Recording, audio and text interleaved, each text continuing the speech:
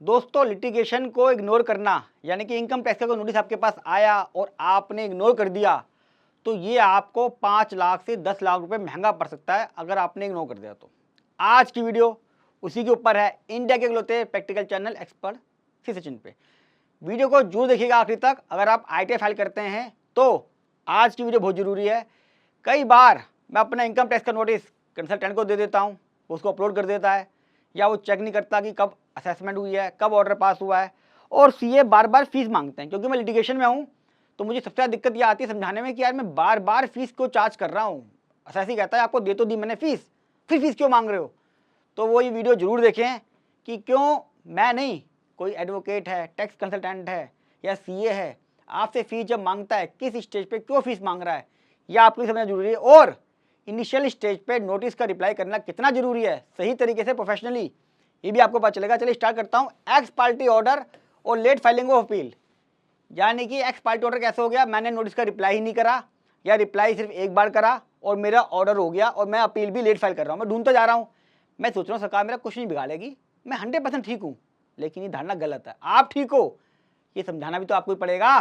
कैसे समझ लीजिए, एग्जाम्पल देता हूँ दोस्तों। एक एक्स पार्टी ऑर्डर हो गया। एक्स पार्टी ऑर्डर का मतलब क्या है, मैंने रिप्लाई ही नहीं दिया या रिप्लाई एक ही बार दिया, ढंग से नहीं दिया।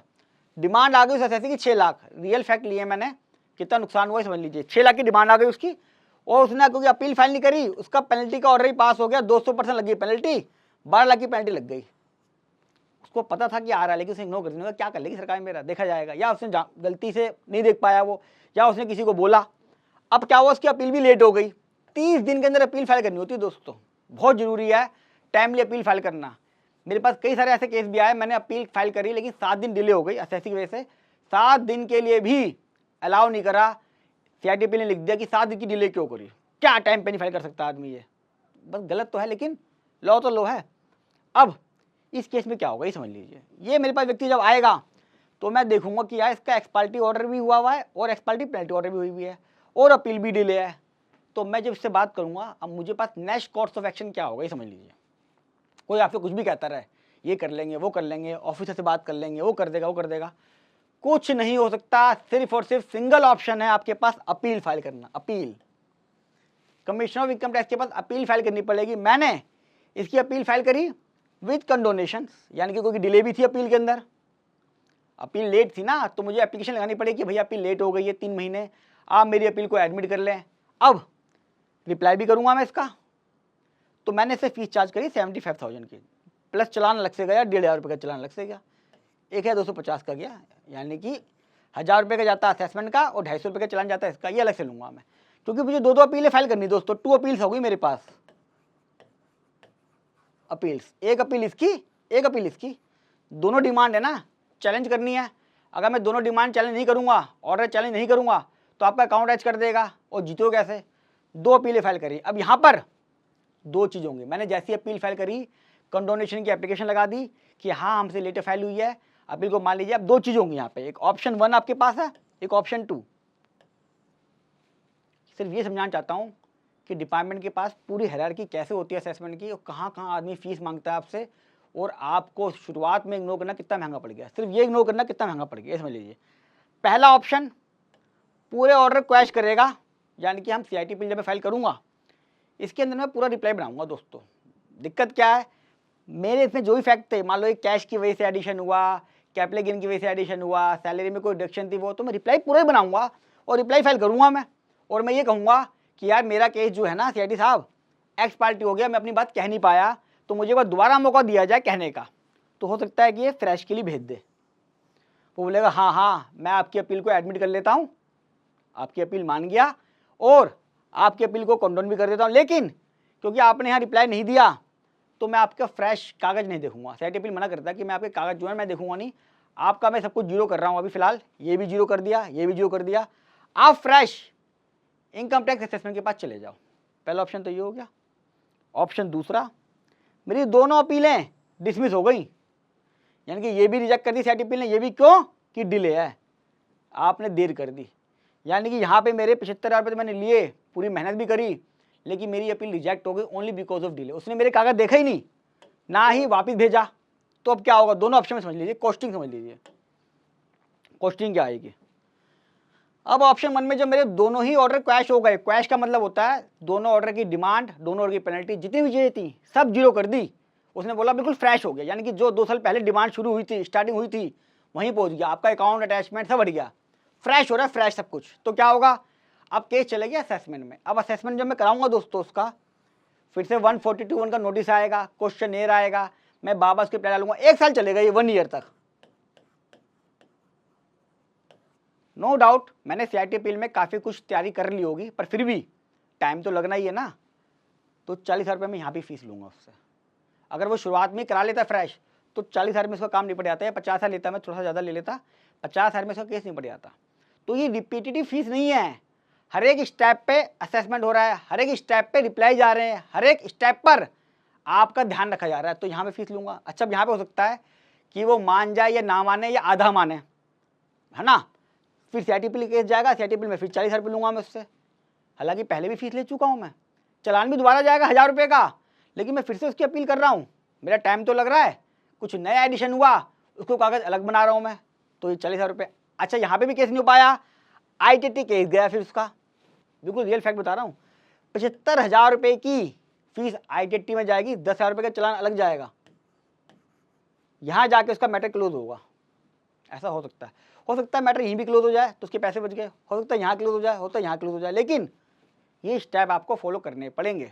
अब जो टोटल डिमांड थी मैंने कराया वो 6 लाख थी, 6 लाख से रहेगी 2 लाख रुपये, मैंने जितवा दिया उसको आईटीटी के अंदर, 2 लाख रुपये हो गई, और मैंने यहाँ फीस ले ली उससे 2,30,000 रुपये।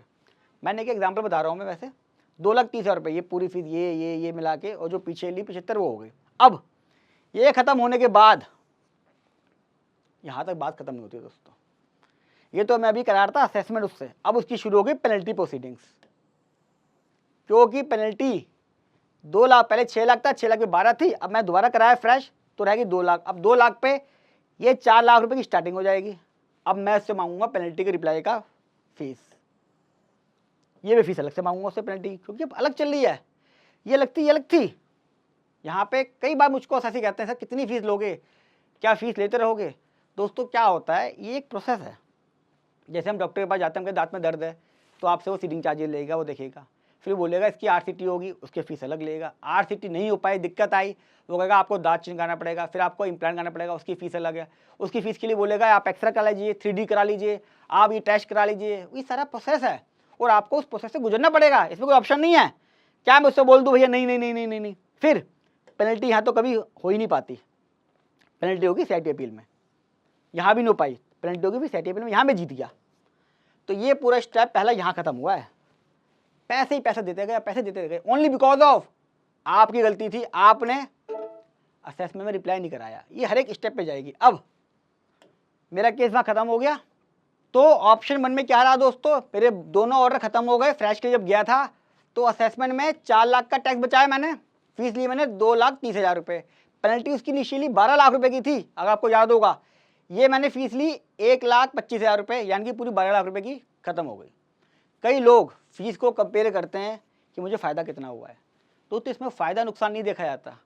कोई आदमी बीमार पड़ गया, उसकी लीवर या किडनी ख़राब हो गए और वो दारू नहीं पीता था, सिगरेट नहीं पीता था, कोई भी चीज़ खाता नहीं था गलत, तब भी हो गया, तो अपना इलाज कराएगा या कंपेयर करता फिरेगा कि मैंने तो शराब नहीं पी, मेरा लीवर ख़राब हो गया तो मैं पैसे क्यों दूंगा डॉक्टर को, अब इलाज कराएगा वो। तो ये लिटिगेशन कॉस्ट है, हो सकता है कि इसको जीरो फ़ायदा मिलता, ऐसा भी हो सकता है दोस्तों जीरो फ़ायदा मिले, पेनल्टी पूरी लगे, लेकिन लिटिगेशन कॉस्ट तो खर्च होगी ना, जो आपका साथ दे रहा है तो करेगा ना, हालांकि ऐसा होता नहीं, मैं तो फायदा दिलाता हूँ। अच्छा, ये मेरे पहला केस खत्म हो गया। ऑप्शन 2 जो मैंने बताया था थोड़ा और भी महंगा है, क्योंकि मेरी अपील डिले फाइल हुई है और मैं मान के चलता हूँ सीआईटी अपील ने दोनों अपील मेरी डिसमिस कर दी। डिसमिस मतलब आपने अपील लेट फाइल करी है, आपने असेसमेंट में भी रिप्लाई नहीं करा, आपकी अपील को मैं नहीं मानता, अपील डिसमिस। अब क्या होगा, डिले केस डिसमिस हो गई, अब आपको आईटीटी जाना पड़ेगा, 1 लाख रुपए की फीस है, दोनों ऑर्डर कैश होंगे यहाँ पे, दोनों के अगेंस्ट 1 लाख रुपए और करीबन 11,000 रुपये की जाएगी चलान, ज़्यादा बल्कि 11,000 का चलान जाएगा, सोचो आप। और जब आईटीटी फाइल करोगे तो आईटीटी क्या करेगा, मैक्सिमम से मैक्सिमम वही करेगा जो सीआईटी अपील ने पहले करा। आईटीटी कहेगा ना तो आपने असेसमेंट में रिप्लाई करा है, ये दूसरा ऑप्शन बता रहा हूँ मैं कि अगर भाई सीआईटी अपील डिसमिस कर दे तो, ना तो आपने असेसमेंट में रिप्लाई करा, सीआईटी अपील ने भी आपकी अपील को रिजेक्ट कर दिया है, तो आपकी सुनवाई कहीं नहीं हुई है, यानी कि कहीं भी आपके कागज़ नहीं देखे गए हैं आपका मेरिट पे केस नहीं हुआ है, जो आप कहना चाहते हो वो कहीं सुना ही नहीं किसी ने। तो हम एक काम करते हैं, हम दोनों ऑर्डर को क्रैश कर रहे हैं और यहाँ पे फ्रेश कर रहे हैं। तो यहाँ पे एक स्टेप और बढ़ गया, 1 लाख रुपए का खर्चा और बढ़ गया आपका, क्योंकि आपकी अपील डिले की वजह से। इसलिए कहता हूँ अपील को डिले नहीं करना है। फिर वो प्रोसेस चलेगा, आईटीओ पे गए, सीआईटी अपील पे गए, आईटीटी गए और असेसमेंट हुआ, पेनल्टी हुआ, जो मैंने पीछे बताया पूरा प्रोसीजर चलेगा। अब यहाँ पे क्या हुआ, असेसमेंट में वही 4 लाख का टैक्स बचा, लेकिन फीस बढ़ गई 3,30,000, यहाँ 2,30,000 थी, आईटीटी की 1 लाख और बढ़ गई 3,30,000। पेनल्टी 12 लाख रुपए की थी, वो जीरो हो गई, तो 1,25,000 की फीस जो पढ़नी थी। एक स्टेप बढ़ा यहाँ पे बस। बहुत मुश्किल होता है समझाना क्लाइंट को, मेरे को बहुत मुश्किल। इसलिए मैंने वीडियो बनाई है। वो कहते क्या यार पैसे पैसे मांगे जा रहे हो, पैसा पैसा पैसा, हमें समझ ही नहीं आ रहा क्यों पैसा मांगे जा रहे हो, रिलीफ मिल नहीं रहा हमें कुछ भी, ऑर्डर पे ऑर्डर आए जा रहे हैं। चलिए, तो अब क्या होगा दोस्तों, अगर आपने नोटिस टाइमली अटेंड करा तो ये होगा, टाइमली अटेंड नहीं करा तो ये होगा। क्या, असेसमेंट का रिप्लाई टाइम पे कर दो, ठीक है, वरना असेसमेंट करनी पड़ेगी, पेनल्टी, सीआईटी पिल, आईटीटी ये सब जाओगे अगर आपने इग्नोर कर दिया तो। अगर असेसमेंट कराता वो शुरुआत में तो शायद उसका 70-80 हज़ार रुपये में मामला निपट जाता। यहाँ पे उसको 3.5 लाख से 4.5 लाख रुपये की कॉस्टिंग पड़ी, जो मैंने शुरू में कहा था। यहाँ पे 1 प्रोफेशनल फीस है 1 टाइम, यहाँ मल्टीपल प्रोफेशनल फीस देना पड़ेगा। मैटर क्लोज जल्दी हो जाता, साथ में यहाँ पे लिटिगेशन तो कंटिन्यू है ही बहुत साल तक। जो हरेसमेंट रहती है दोस्तों, कितना दिक्कत है, मेंटल स्ट्रेस बहुत रहता है।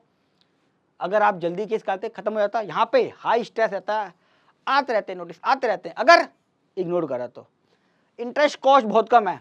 आपका केस 5 साल चला, 5 साल पता चला कि आपको 4 लाख देने थे, तो 4 लाख की जगह 8 लाख हो जाता है इस केस में। यहाँ पे इंटरेस्ट बढ़ता रहता है, ये बड़ा इंपॉर्टेंट पॉइंट है। मैंने सीआईटी अपील पे कराया, फिर आईटीटी पे कराया, आईटीटी में 3 साल बाद पहुंचा मैं, आईटीटी ने मेरा रिमांड बैक केस कर दिया, फिर मेरा 5 साल केस चला, 8 साल बाद। सोचिए कितना, कम से कम 3 गुना हो जाता है मेरा इंटरेस्ट जो एक्चुअल डिमांड है। और आज भी पता जिंदा भी है कि नहीं है, क्योंकि ये लिटिगेशन है। बहुत ध्यान से हर एक नोटिस का टाइमली कीजिएगा। वीडियो कैसी लगी कमेंट बॉक्स में जो बताइएगा, और आप अपना जरूर सुझाव दीजिएगा जो मैंने बताया है, कि आपके साथ भी ऐसा हुआ है, आप भी कंफ्यूज रहते हैं किस स्टेज पे क्या है।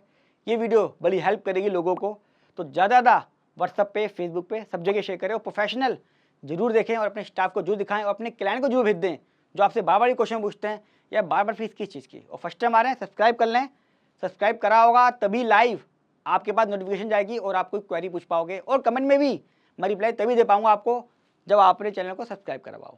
मिलूंगा अगली वीडियो में, सबसे नमस्कार।